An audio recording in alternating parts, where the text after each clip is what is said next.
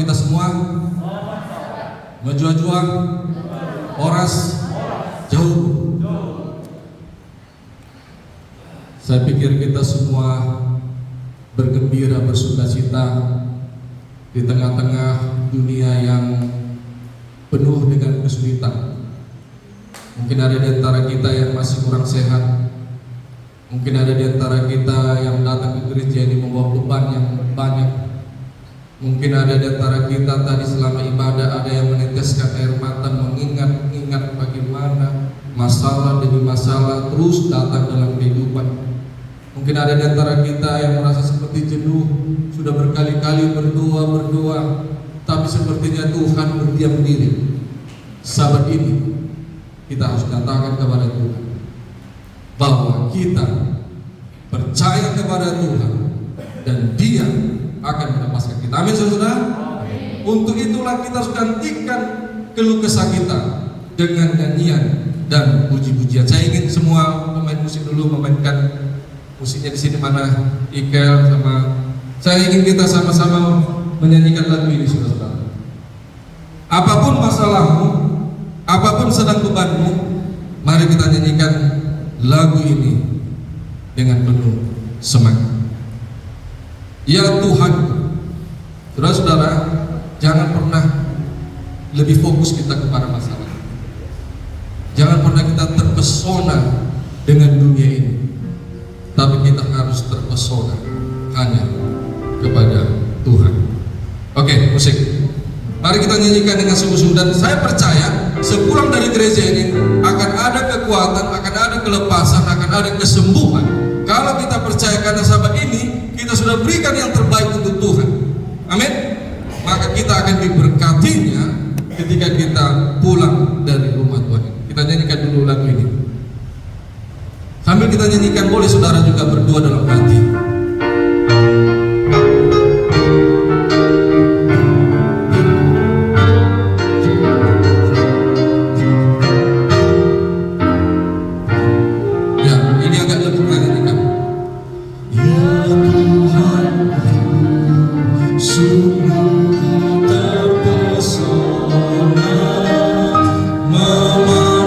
Segala karya cintamu.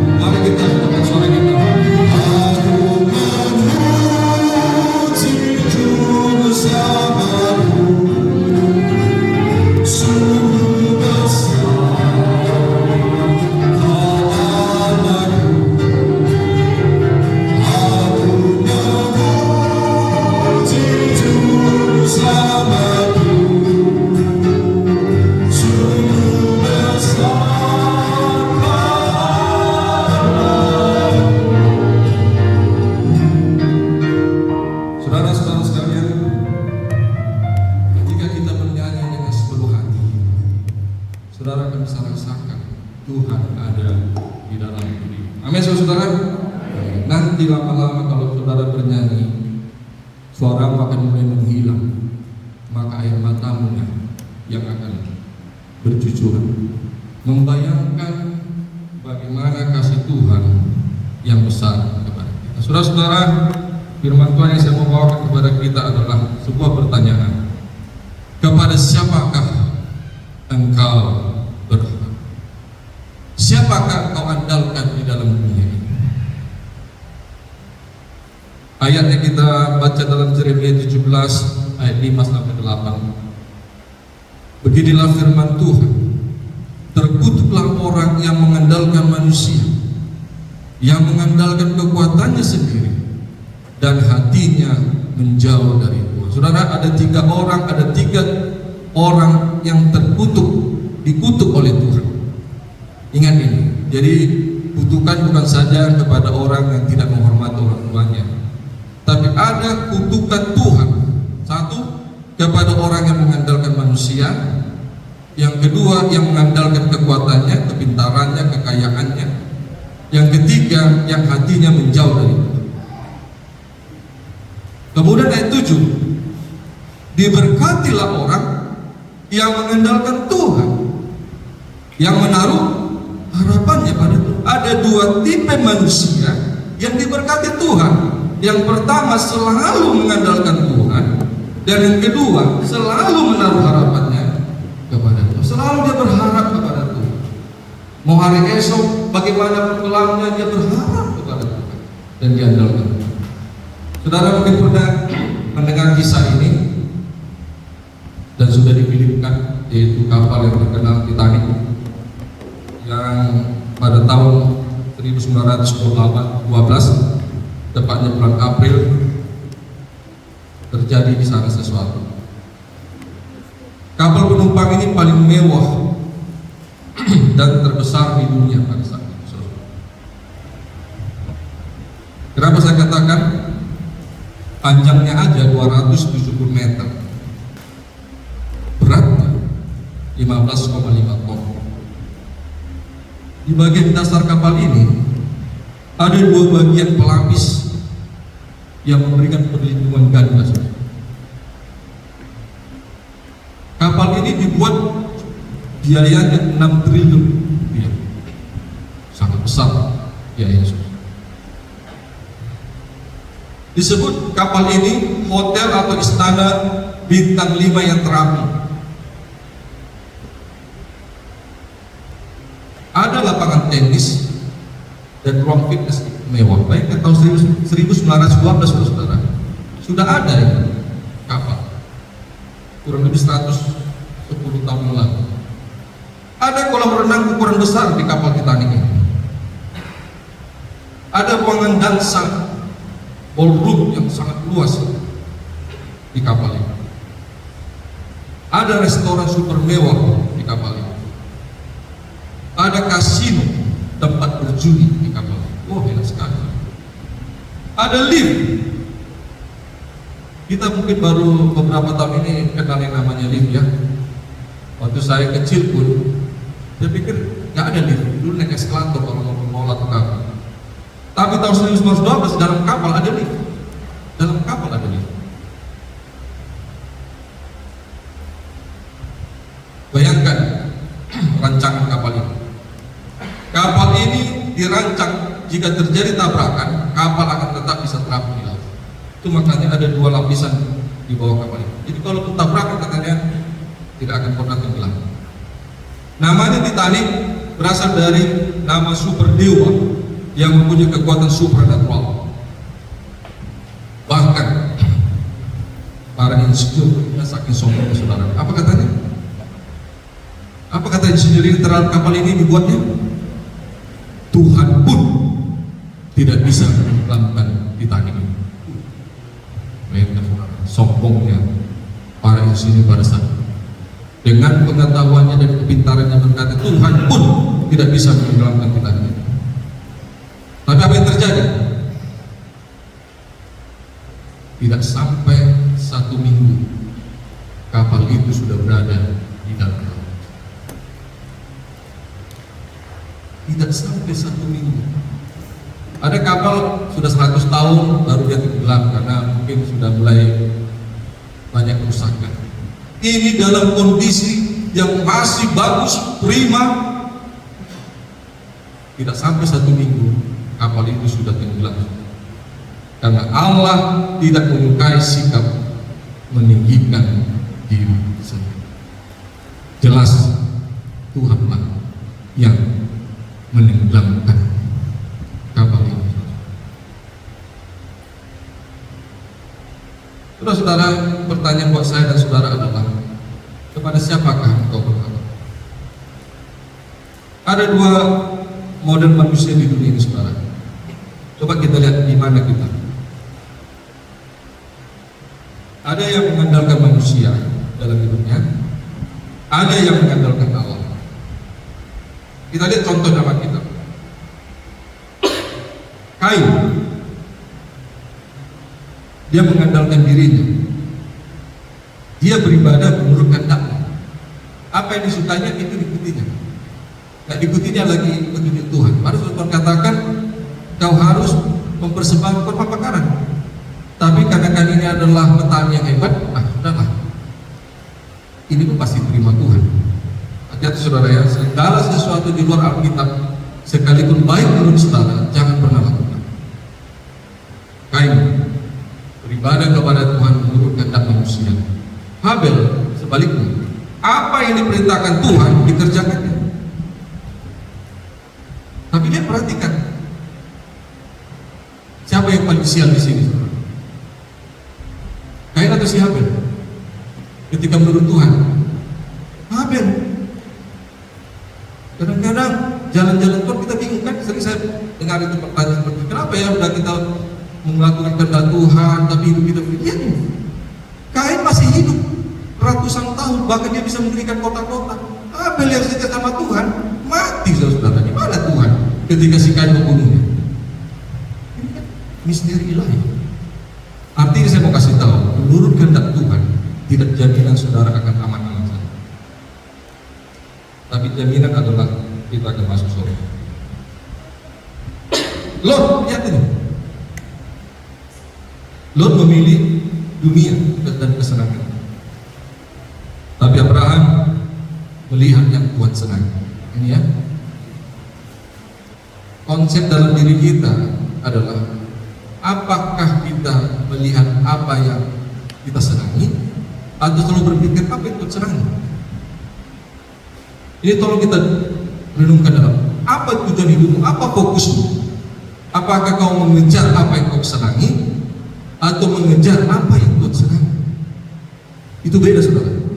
Kalau kau mengejar apa yang kau senangi, gak perlu diajari, kau sudah tahu. Kau ingin harta, jabatan, rumah, uang banyak, tapi apa yang Tuhan senangi, saudara harus baca ini. Tidak mungkin saudara tahu apa yang Tuhan senangi kalau saudara tidak dekat sama Dia dan tidak membaca. Saul hidupnya lahiriah, hidup berdasarkan keinginan dan kemauan. Daud selalu hidup dengan batinnya. Boleh-boleh saja, saya sering juga sampaikan di rumah kami ini, boleh-boleh saja saudara perhatikan lahiriahmu, tampilan luarmu, itu sah. Kalau kita kerja di dunia sales marketing, sehebat apapun pintar otakmu saudara, kalau tampilan nggak bagus, saudara nggak akan laku. Apalagi kalau wanita. Jadi boleh-boleh saja kita memperhatikan tampilan lahiriah, tapi harus lebih penting adalah inside, di dalam diri. Judas, ini penting, ini saya mau sampaikan. Bertobatan lagi kita. Judas dia bertobat, tapi dia bertobat sebentar. Dia bertobat karena takut dihukum. Dia bertobat karena sudah ketahuan, karena malu. Petrus melakukan kesalahan fatal juga, tapi dia bertobat, pertobatan yang sejati. Apa bedanya? Judas bertobat semakin jauh dari Tuhan. Petrus bertobat, dia datang ke kaki Tuhan. Jadi ciri-ciri orang bertobat adalah dia tidak akan pernah menjauh dari Tuhan. Dia tidak akan pernah menjauh dari gereja. Dia tidak akan pernah menjauh dari pertemuan-pertemuan kudus. Itulah orang yang bertobat. Ada orang kayak gitu, pernah saya mau sama, aduh, kenapa gak pernah gereja lagi? Ah, ngapain ke gereja? Orang-orang munafik jadi gereja itu. Bagus aku di rumah bersekutu dengan Tuhan, katanya. Itu bukan bertobat, saudara. Pertobatan yang sejati adalah saudara semakin dekat kepada Tuhan. Yang terakhir, Lucifer hidup dengan dirinya sendiri, dan dia dikuasai dengan egonya sendiri, dan dia tidak boleh lagi mendengar nasihat dan tuntunan Tuhan. Yesus hidup dengan kebaikan. Saudara, kedua model ini akan ada terus menerus sampai kepada akhir zaman. Makanya Tuhan katakan, terkutuklah manusia yang mengandalkan manusia, yang mengandalkan kekuatan sendiri, dan yang menjauh dari Tuhan. Adakah di antara kita yang mengandalkan manusia? Mungkin ada relasi kita, ada teman kita di wali kota, mungkin ada relasi kita di kantor camat, yang kita berpikir, ada takut, amannya aku, ada kok saudaraku, ada gubernur temanku. Jangan, saudara akan kena kutuk. Terkutuk yang mengandalkan kekuatannya, oh banyak uangku, aman kok, biar aja. Dan di gereja itu pun aku bisa dimanapun, bisa uang banyak. Terkutuk orang yang apa? Menjauh dari Tuhan. Ciri-cirinya menjauh dari gereja. Ya, saudara-saudara yang terkasih, saya menghimbau dan mengajak kita, jangan pernah jauh gereja. Khususnya kepada orang-orang kasih yang ada di lingkungan gereja ini, ya.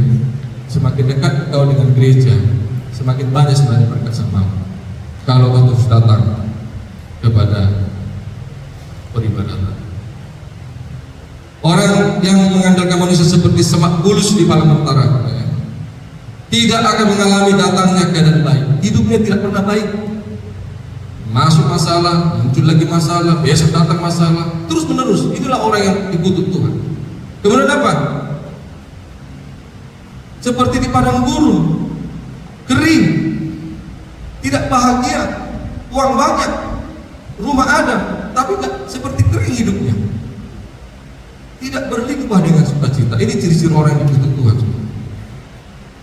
Dia seperti berdiam di padang asing yang tidak berpenduduk. Mengapa? Satu, karena orang seperti ini, orang yang menaruh harapan pada manusia, berarti berpegang pada sesuatu yang sia-sia. Kenapa? Karena manusia itu terbatas. Hari ini oke, dia jabatannya hebat, saudara berpegang kepadanya, besok-besok dia dipecat. Saya sangat sedih sekarang saya mendengar juga ada orang minta ban yang ketangkap KPK. Sedih juga. Kok bisa ya? Ini baru-baru ini orang ban. Artinya saudara, nggak bisa saudara, karena saudara sudah di dalam kebenaran ini, jaminan saudara akan hidup baik-baik saja. Kalau saudara nggak bergantung semua kepada Tuhan, setan akan terus menggoda, mungkin menggoda dari uang, menggoda dari jabatan, dari segala sesuatu. Makanya Mazmur 127 ayat 1 kata, jikalau bukan Tuhan yang membangun rumah, sia-sialah usaha membangunnya. Jikalau bukan Tuhan yang mengawal kota, sia-sialah pengawal yang berjalan. Jadi pastikan ketika saudara bangun rumah itu haruslah rumah. Ketika saudara buat usaha, pastikan usaha itu melibatkan Tuhan. Kenapa? Karena itu bisa akan hancur, bisa akan bangkrut, bisa tidak akan bahagia rumah itu kalau Tuhan tidak ada di sana. Yang kedua, mereka menaruh harapannya pada manusia dan dia pasti kecewa. Yang ketiga, orang yang menaruh harapannya pada manusia berarti meremehkan Allah. Ya, Galatia 6:7. Jangan sesat, Allah tidak membiarkan dirinya dipermainkan, karena apa yang ditabur orang itu juga akan dituai. Kita sama dengan orang Chinese. Kalau Chinese bilang karma, ada hukum karma. Cepat atau lambat saudara, apa yang saudara tabur selama hidup akan kau tuai. Kelihatannya orang yang meremehkan Tuhan, yang gak sungguh-sungguh bertuhan, kelihatannya ya seperti makin kaya, makin banyak uangnya, rumahnya ada di mana-mana. Tapi gak usah cemburu saudara, perhatikan nanti akhir hidupnya.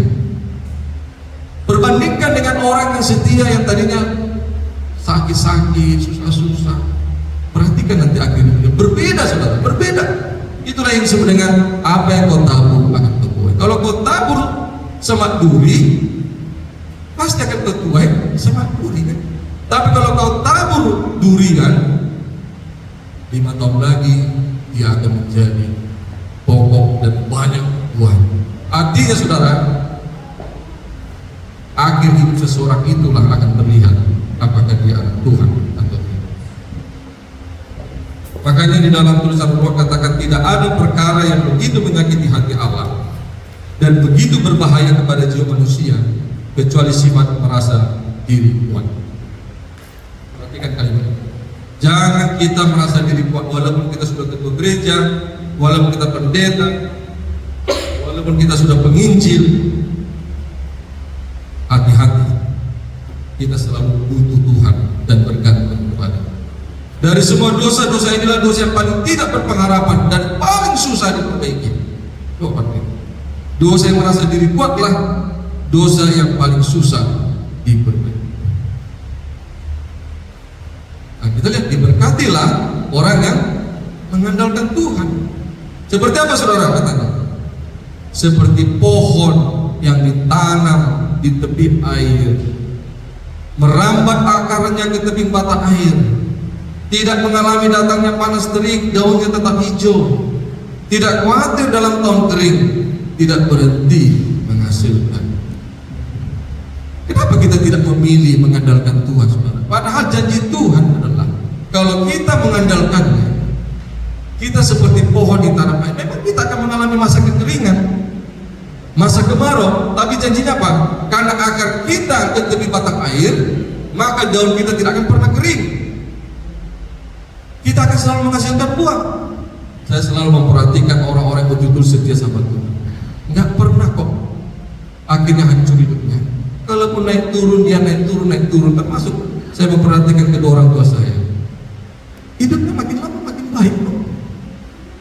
Walaupun awal-awal saya melihat dulu bapak saya ini kok miskin ya, susah ya dibandingkan teman-teman saya. Orang tuanya sudah bermobil, dia udah bawa sepeda motor. Kok sepeda motor kami, sepeda motor 2 ya, aduh.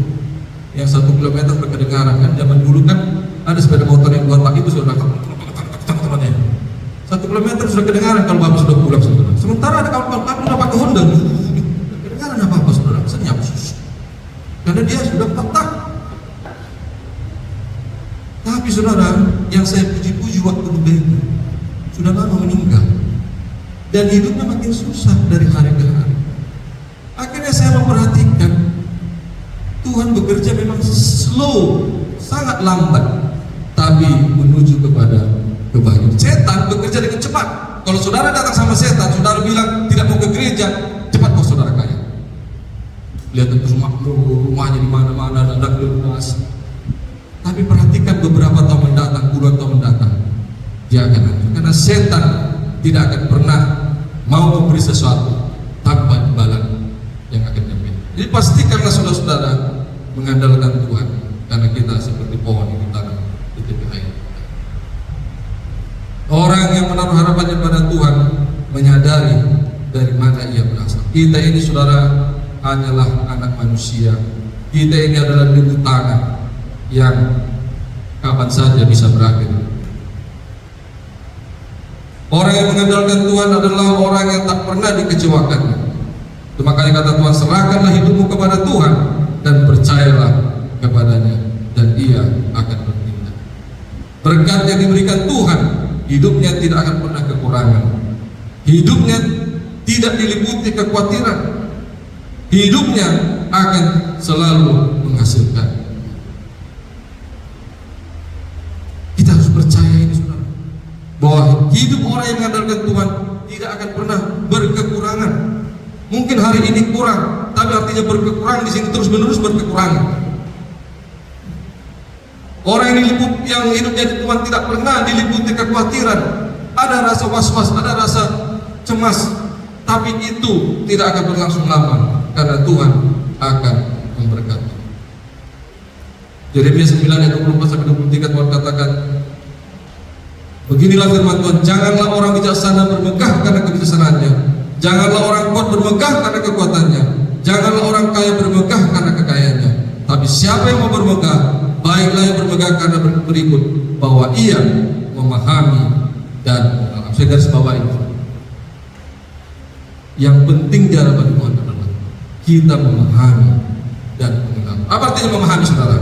Apapun yang terjadi dalam hidupmu, pahamilah, itulah yang terbaik. Saudara diizinkan Tuhan gagal, saudara diizinkan Tuhan datang sakit penyakit, pahami, itu maksudnya. Jangan cukup kita hanya mengenal Tuhan, pahami siapa Tuhan itu. Dia bekerja untuk yang terbaik buat kita. Saudara-saudara, bola basket, kami ada bola basket. Kalau bola basket di tangan kita itu hanya $29.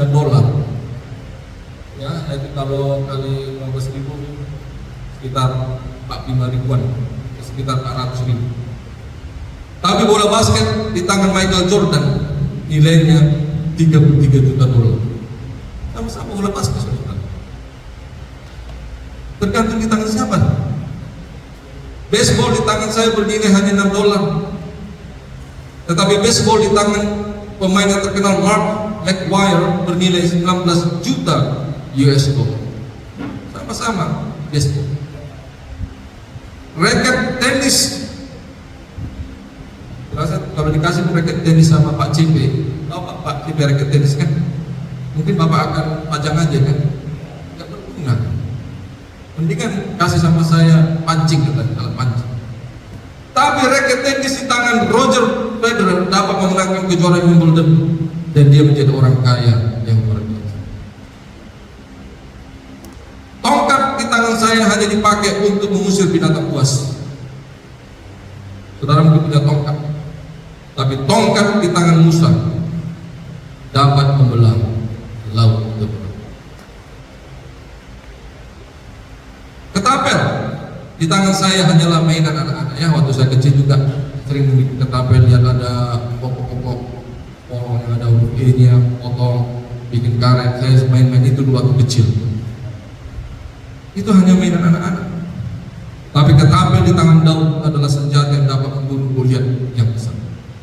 Tergantung di tangan siapa hidup kita ini, saudara. 5 roti dan 2 ikan. Kalau saya dikasih hanya menjadi sandwich, hanya menjadi makanannya.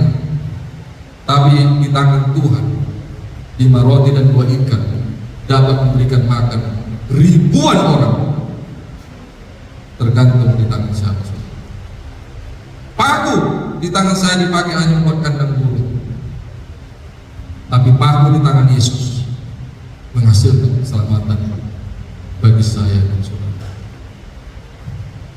Tempatkanlah keprihatinanmu, kekhawatiranmu, ketakutanmu, pengharapanmu, impianmu, keluargamu, hubunganmu di tangan Tuhan.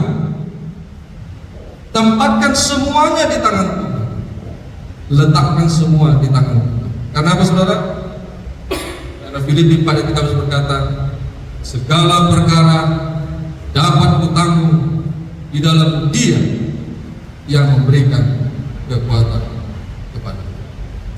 Tidak ada perkara yang tidak bisa kita tanggung kalau sudah Tuhan yang memberikan.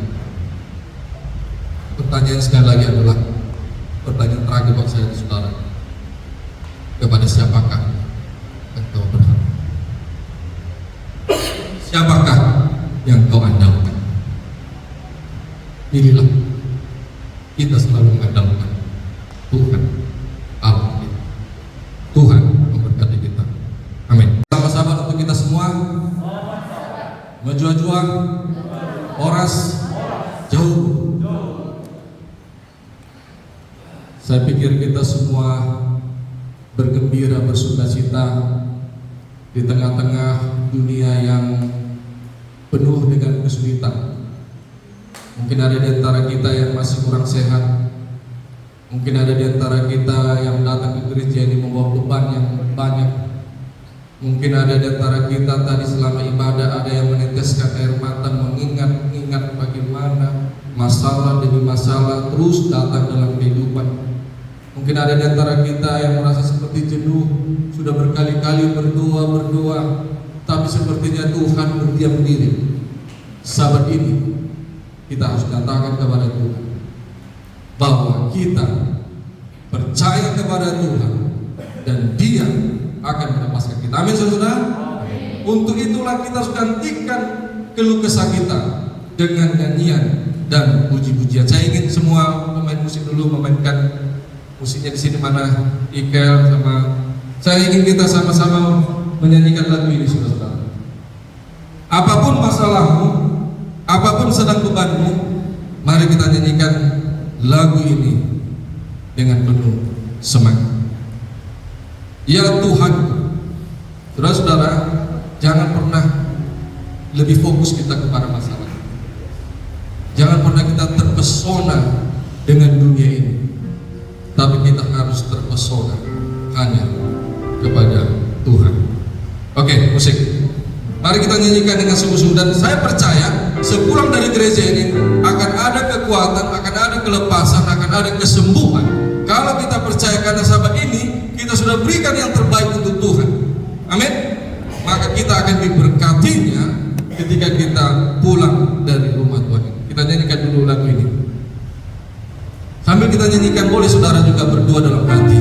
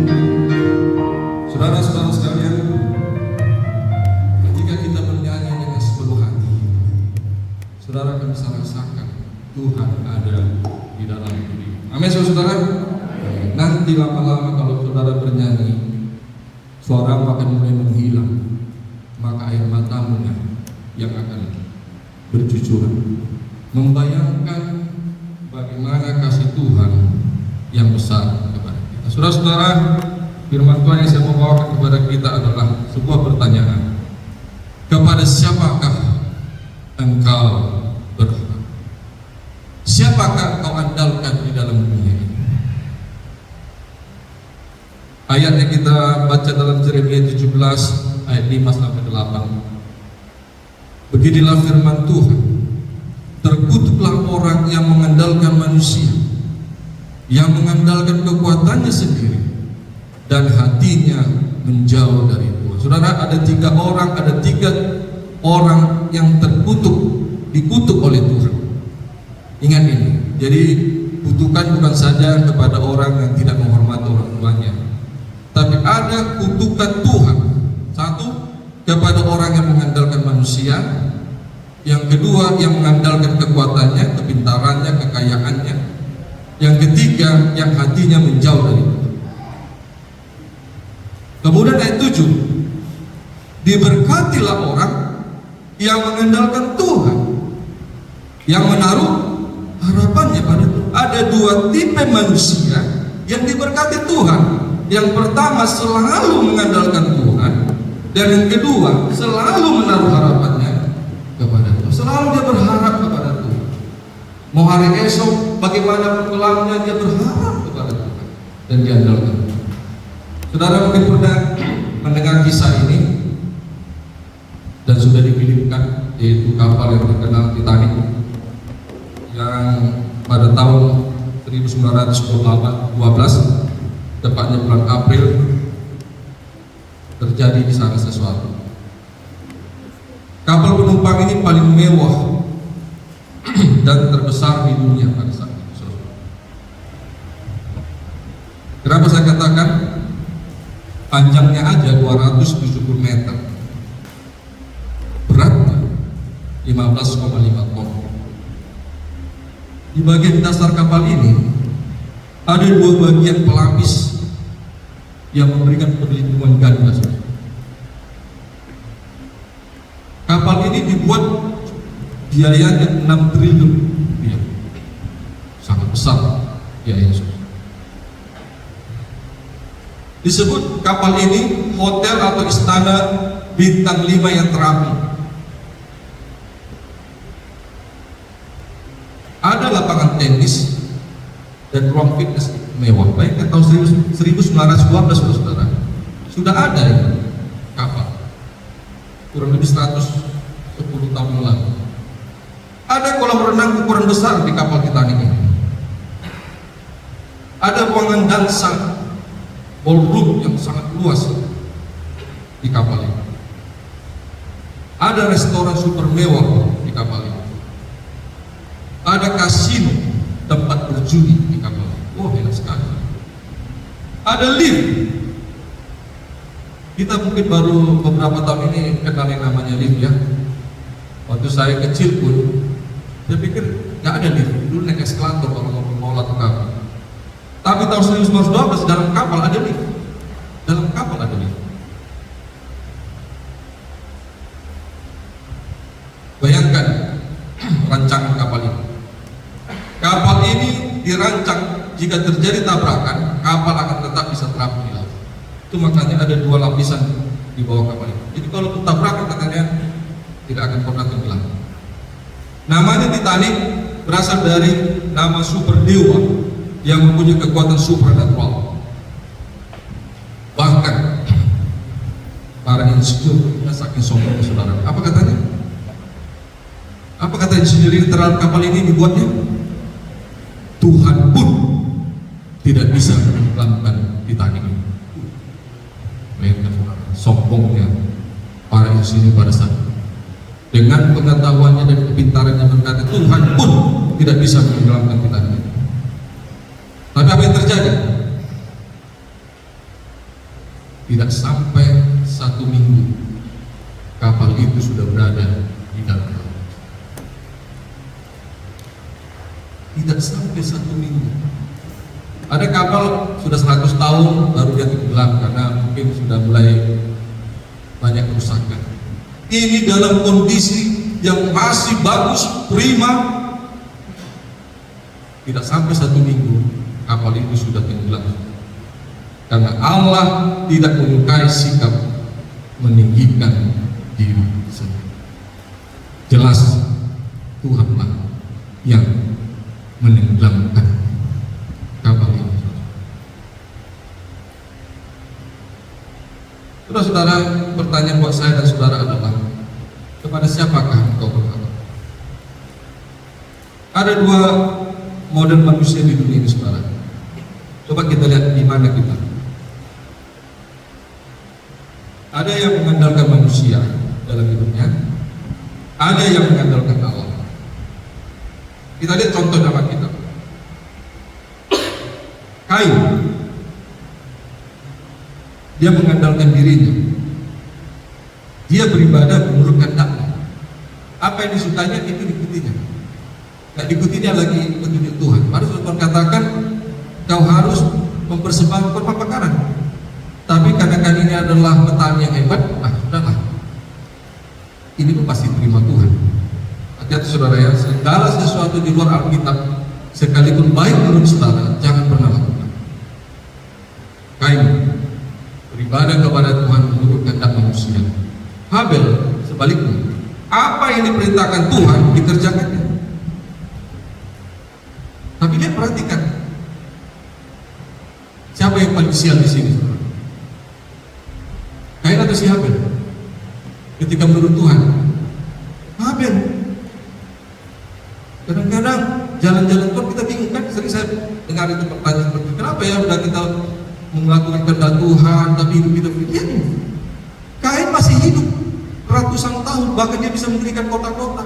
Habel yang setia sama Tuhan mati, saudara. Di mana Tuhan ketika si Kain membunuhnya? Ini kan misteri ilahi. Artinya saya mau kasih tahu, menurut kehendak Tuhan tidak jaminan saudara akan aman-aman saja. Tapi jaminan adalah kita akan masuk surga. Lot, lihat ini. Lot memilih dunia dan kesenangan. Tapi Abraham melihat yang Tuhan senang. Ini ya. Konsep dalam diri kita adalah, apakah kita melihat apa yang kita senangi, atau selalu berpikir apa yang Tuhan senangi?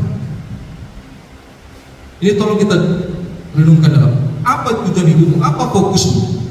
Apakah kau mengejar apa yang kau senangi, atau mengejar apa yang Tuhan senangi? Itu beda, saudara.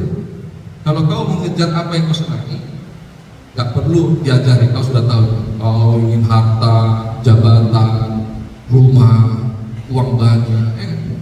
Tapi apa yang Tuhan senangi, saudara harus baca ini. Tidak mungkin saudara tahu apa yang Tuhan senangi kalau saudara tidak dekat sama Dia dan tidak membaca. Saul hidupnya lahiriah, hidup berdasarkan keinginan dan kemauan. Daud selalu hidup dengan batinnya. Boleh-boleh saja, saya sering juga sampaikan di rumah kami ini, boleh-boleh saja saudara perhatikan lahiriahmu, tampilan luarmu, itu sah. Kalau kita kerja di dunia sales marketing, sehebat apapun pintar otakmu saudara, kalau tampilan nggak bagus, saudara nggak akan laku. Apalagi kalau wanita. Jadi boleh-boleh saja kita memperhatikan tampilan lahiriah, tapi harus lebih penting adalah inside, di dalam diri. Judas, ini penting ini saya mau sampaikan. Pertobatan mana kita? Judas dia bertobat, tapi dia bertobat sebentar. Dia bertobat karena takut dihukum. Dia bertobat karena sudah ketahuan, karena malu. Petrus melakukan kesalahan fatal juga, tapi dia bertobat, pertobatan sejati. Apa bedanya? Judas bertobat semakin jauh dari Tuhan. Petrus bertobat, dia datang ke kaki Tuhan. Jadi ciri-ciri orang bertobat adalah dia tidak akan pernah menjauh dari Tuhan. Dia tidak akan pernah menjauh dari gereja. Dia tidak akan pernah menjauh dari pertemuan-pertemuan kudus. Itulah orang yang bertobat. Ada orang kayak gitu, pernah saya mau sama, aduh, kenapa gak pernah gereja lagi? Ngapain di gereja? Orang-orang munafiknya di gereja itu. Bagus aku di rumah bersekutu dengan Tuhan, katanya. Itu bukan bertobat, saudara. Pertobatan sejati adalah saudara semakin dekat kepada Tuhan. Yang terakhir, Lucifer hidup dengan dirinya sendiri, dan dia dikuasai dengan egonya sendiri, dan dia tidak boleh mendengar nasihat dan tuntunan Tuhan. Yesus hidup dengan kebaikan. Saudara, kedua model ini akan ada terus menerus sampai kepada akhir zaman. Makanya Tuhan katakan, terkutuklah manusia yang mengandalkan manusia, yang mengandalkan kekuatan sendiri, dan yang menjauh dari Tuhan. Adakah di antara kita yang mengandalkan manusia? Mungkin ada relasi kita, ada teman kita di wali kota, mungkin ada relasi kita di kantor camat, yang kita berpikir, ada takut, amannya aku, ada kok saudara aku, ada gubernur temanku. Jangan, saudara akan kena kutuk.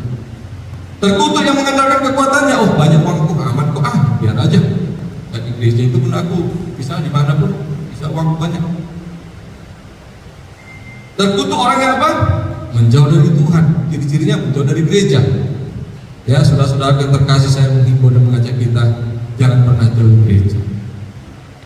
Khususnya kepada orang-orang terkasih yang ada di lingkungan gereja ini, ya. Semakin dekat kau dengan gereja, semakin banyak sebenarnya berkat samamu. Kalau kau terus datang kepada peribadatan. Orang yang mengandalkan manusia seperti semak bulus di malam antara, tidak akan mengalami datangnya keadaan baik. Hidupnya tidak pernah baik. Masuk masalah, muncul lagi masalah, besok datang masalah, terus menerus. Inilah orang yang dikutuk Tuhan. Kemudian apa? Seperti di padang gurun, kering, tidak bahagia, uang banyak, rumah ada, tapi tidak, seperti kering hidupnya. Tidak berlimpah dengan sukacita. Ini ciri-ciri orang yang dikutuk Tuhan. Dia seperti berdiam di padang asing yang tidak berpenduduk. Mengapa? Satu, karena orang seperti ini, orang yang menaruh harapan pada manusia, berarti berpegang pada sesuatu yang sia-sia. Kenapa? Karena manusia itu terbatas. Hari ini oke, dia jabatannya hebat, saudara berpegang kepadanya, besok-besok dia dipecat. Saya sangat sedih sekarang saya mendengar juga ada orang kita Advent yang ketangkap KPK. Sedih juga. Kok bisa ya? Ini baru-baru ini orang Advent. Artinya saudara, nggak bisa saudara, karena saudara sudah di dalam kebenaran ini, jaminan saudara akan hidup baik-baik saja. Kalau saudara nggak bergantung semua kepada Tuhan, setan akan terus menggoda, mungkin menggoda dari uang, menggoda dari jabatan, dari segala sesuatu, saudara. Makanya Mazmur 127 ayat 1 kata, jikalau bukan Tuhan yang membangun rumah, sia-sialah usaha membangunnya. Jikalau bukan Tuhan yang mengawal kota, sia-sialah pengawal yang berjalan. Jadi pastikan ketika saudara bangun rumah itu haruslah rumah. Ketika saudara buat usaha, pastikan usaha itu melibatkan Tuhan. Kenapa? Karena itu bisa akan hancur, bisa akan bangkrut, bisa tidak akan bahagia rumah itu kalau Tuhan tidak ada di sana. Yang kedua, mereka menaruh harapannya pada manusia dan dia pasti kecewa. Yang ketiga, orang yang menaruh harapannya pada manusia berarti meremehkan Allah. Ya, Galatia 6:7. Jangan sesat, Allah tidak membiarkan dirinya dipermainkan, karena apa yang ditabur orang itu juga akan dituai. Kita sama dengan orang Chinese. Kalau Chinese bilang karma, ada hukum karma. Cepat atau lambat saudara, apa yang saudara tabur selama hidup akan kau tuai.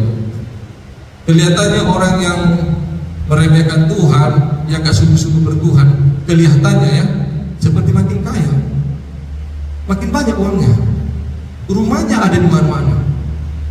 Tapi gak usah cemburu saudara, perhatikan nanti akhir hidupnya.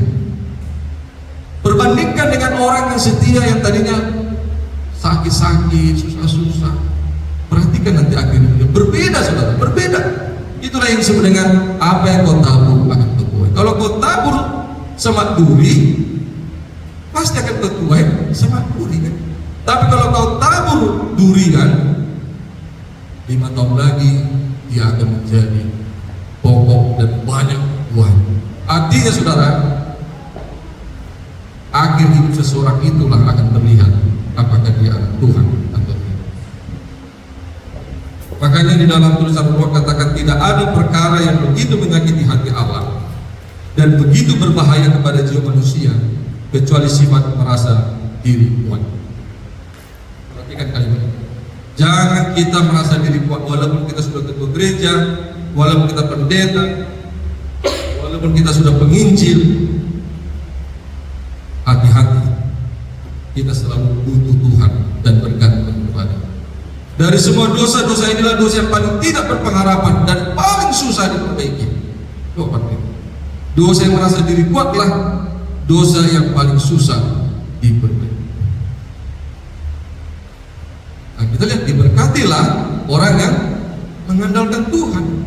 Seperti apa saudara katanya? Seperti pohon yang ditanam di tepi air, merambat akarnya ke tepi mata air, tidak mengalami datangnya panas terik, daunnya tetap hijau, tidak khawatir dalam tahun kering, tidak berhenti menghasilkan.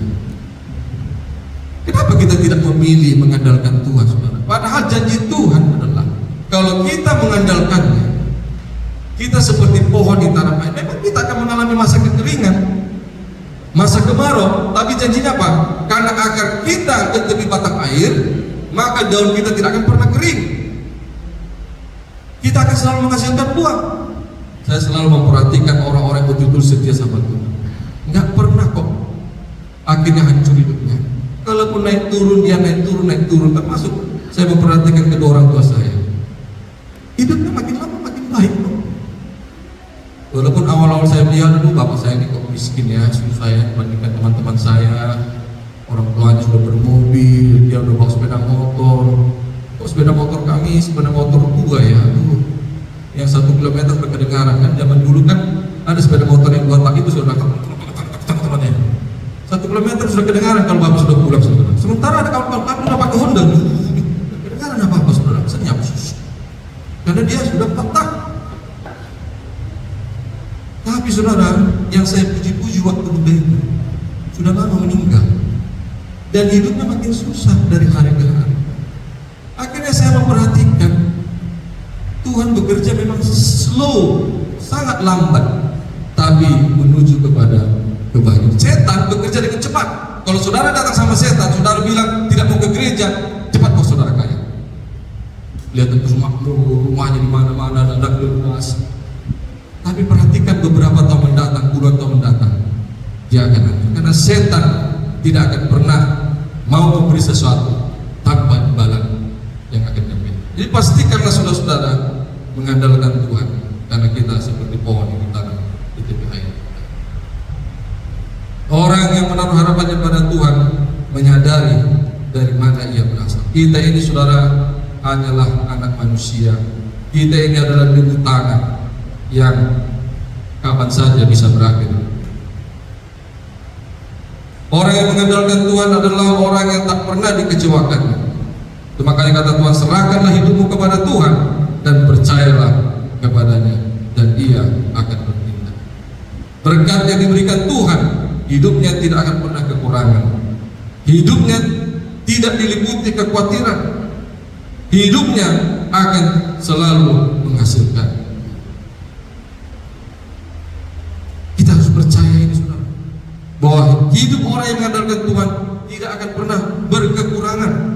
Mungkin hari ini kurang, tapi artinya berkekurangan di sini terus-menerus berkekurangan. Orang yang hidupnya di Tuhan tidak pernah diliputi kekhawatiran. Ada rasa was-was, ada rasa cemas, tapi itu tidak akan berlangsung lama karena Tuhan akan memberkati. Yeremia 9 ayat 24-23 Tuhan katakan, beginilah firman Tuhan, janganlah orang bijaksana bermegah karena kebijaksanaannya, janganlah orang kuat bermegah karena kekuatannya, Janganlah orang kaya bermegah karena kekayaannya, tapi siapa yang mau bermegah, baiklah yang bermegah karena berikut, bahwa ia memahami dan mengenal. Saya garis bawahi.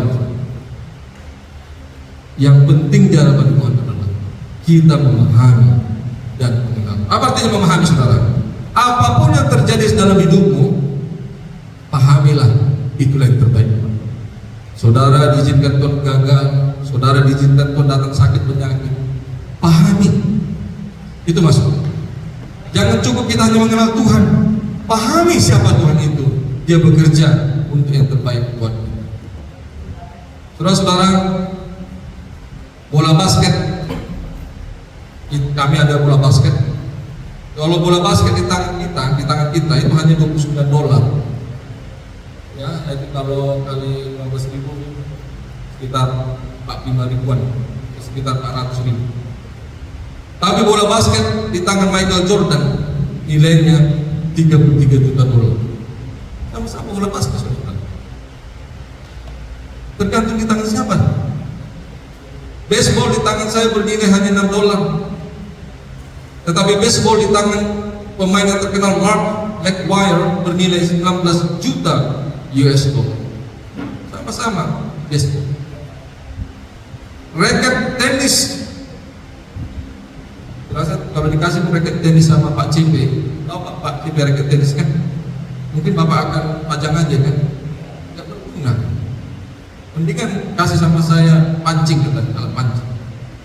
Tapi raket tenis di tangan Roger Federer dapat memenangkan kejuaraan Wimbledon dan dia menjadi orang kaya yang luar biasa. Tongkat di tangan saya hanya dipakai untuk mengusir binatang buas. Saudara mungkin punya tongkat, tapi tongkat di tangan Musa dapat membelah laut. Ketapel di tangan saya hanyalah mainan anak-anak. Ya, waktu saya kecil juga sering bikin ketapel, lihat ada pokok-pokok pohon yang ada huruf E-nya, potong, bikin karet. Saya main-main itu dulu waktu kecil. Itu hanya mainan anak-anak. Tapi ketapel di tangan Daud adalah senjata yang dapat membunuh Goliat yang besar. Tergantung di tangan siapa hidup kita ini, saudara. 5 roti dan 2 ikan. Kalau saya dikasih hanya menjadi sandwich, hanya menjadi makanannya. Tapi di tangan Tuhan 5 roti dan 2 ikan dapat memberikan makan ribuan orang. Tergantung di tangan siapa. Paku di tangan saya dipakai hanya buat kandang burung, tapi paku di tangan Yesus menghasilkan keselamatan bagi saya dan saudara. Tempatkanlah keprihatinanmu, kekhawatiranmu, ketakutanmu, pengharapanmu, impianmu, keluargamu, hubunganmu di tangan Tuhan. Tempatkan semuanya di tangan Tuhan. Letakkan semua di tangan Tuhan. Karena apa, saudara? Karena Filipi 4 ayat 13 berkata, segala perkara dapat kutanggung di dalam Dia yang memberikan kekuatan kepada kita. Tidak ada perkara yang tidak bisa kita tanggung kalau sudah Tuhan yang memberikan. Pertanyaan sekali lagi adalah pertanyaan terakhir buat saya, saudara. Kepada siapakah engkau berharap? Siapakah yang kau andalkan? Inilah kita selalu mengandalkan